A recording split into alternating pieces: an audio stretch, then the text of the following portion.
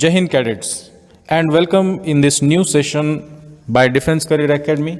Here we are going to discuss some important rules for spotting errors which will help us in answering questions on spotting errors which appear in the NDA written examination and any other competitive examination based on English and other subjects. Okay, so here, as I told you, we are going to learn some important rules, their examples and some tricks. So without wasting any time, let's continue. This is rule number 1. In this rule, some typical verbs are given. You need to keep these verbs in mind.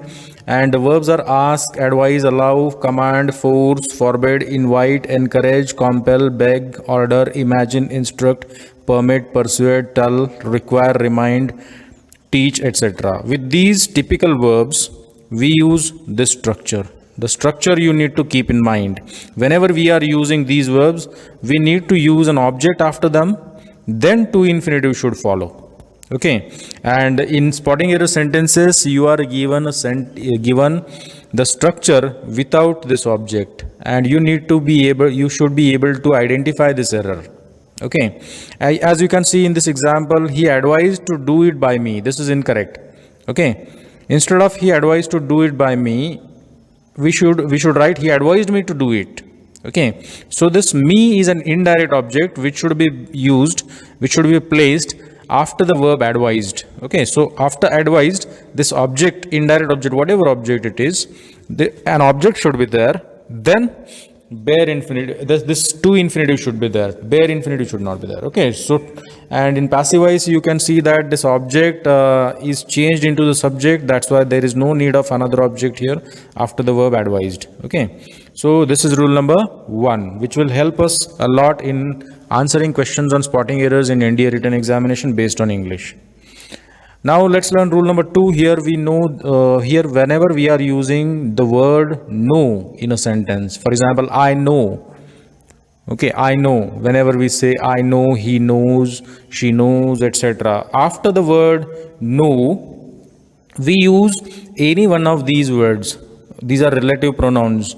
How, where, when, why, etc. Then we use infinitive, to infinitive.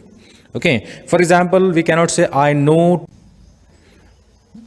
This is incorrect, and the correct example is I know how to write a letter. Okay, so the word how, this relative pronoun, should be placed after the verb know. So let's learn rule number 3 now. This is rule number 3. Here again we can see that there are some typical verbs. The verbs are let, bid, behold, watch, see, feel, make, etc. With these typical verbs, we use bare infinitive. We don't use to infinitive. Okay, so without using to before verb, we should simply use the first form of the verb. As we can see in this example, I heard him to speak on several subjects. After the verb heard, we cannot use this to form of the verb. Okay, we'll have to use bare infinitive, alone. This verb should be alone without to. Okay, and the sentence is corrected in the second example. I heard him speak on several subjects. I saw him cheat in the examination. Okay, we cannot say I saw him to cheat in the examination. I saw him cheat in the examination. I saw him crack the examination, or I saw him do this with my own eyes. Okay, we cannot say I saw him to do this with my own eyes. Okay, so this is rule number 2, which is very important, and many of the students commit grammatical errors and aren't able to spot errors in a sentence where this kind of error appears. Now let's learn rule number 4. Here again we can see that some modal auxiliaries are given, such as can, could, may, might, shall, should, will, would. Okay, must, dare not, need not, ought to, etc.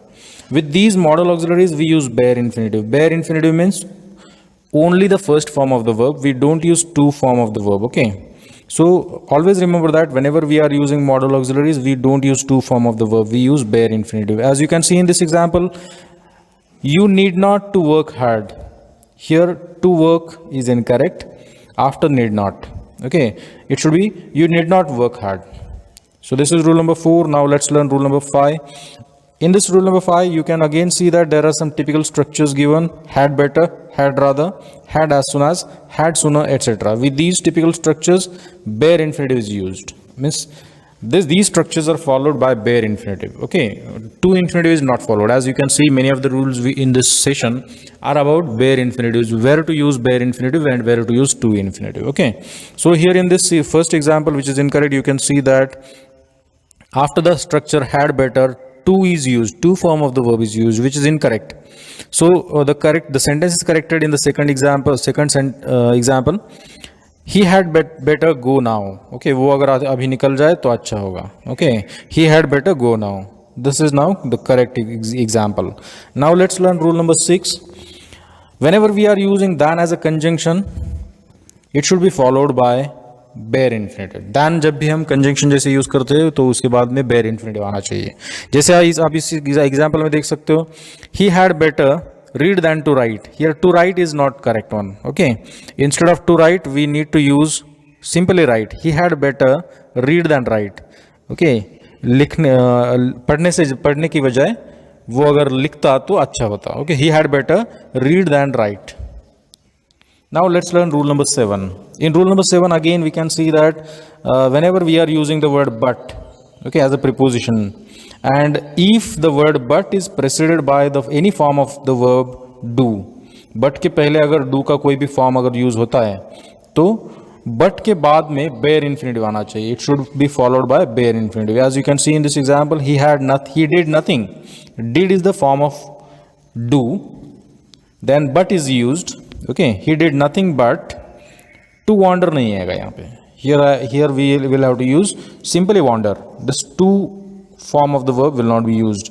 You need to keep the structure form of do, but and bare infinitive. He did nothing but wander. This is now the correct sentence. Now let's learn rule number 8. In rule number 8 we are talking about participles, present participle or past participle. Present participle is ing form of a verb.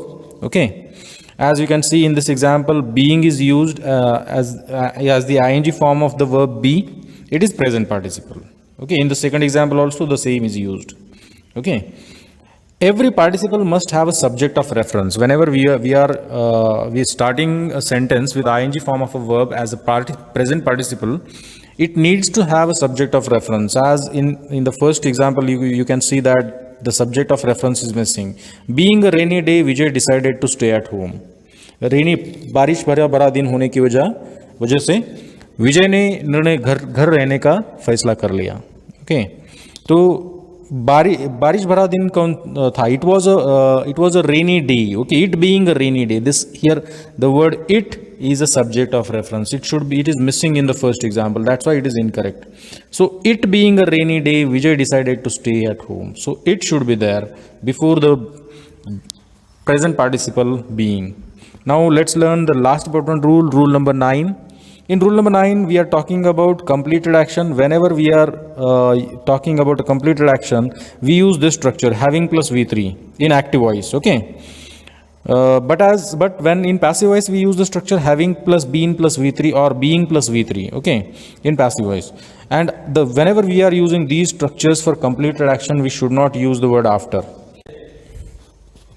Whenever we are using the structure of whenever we are using these structures, we should not use the word after, because these structures already refer to completed action. So we should not use the word after. As you can see in this example, after the leader having been killed. Okay, having been killed itself indicates that after this action of killing is over. Means, so we should not use the word after here. The leader having been killed, the followers ran away. Means, so this is rule number 10. Now rule number 10. In rule number 10, we are again talking about some participles. There are some typical participles which do not take any subject of reference. ये कुछ participles हैं, इनके साथ subject of reference की जरूरत नहीं है. जैसे considering, judging, referring, concerning, regarding, viewing, broadly speaking, etc. They don't take any subject of reference. जैसे यहाँ पे इस example में दिया है, considering the idea, I took the decision.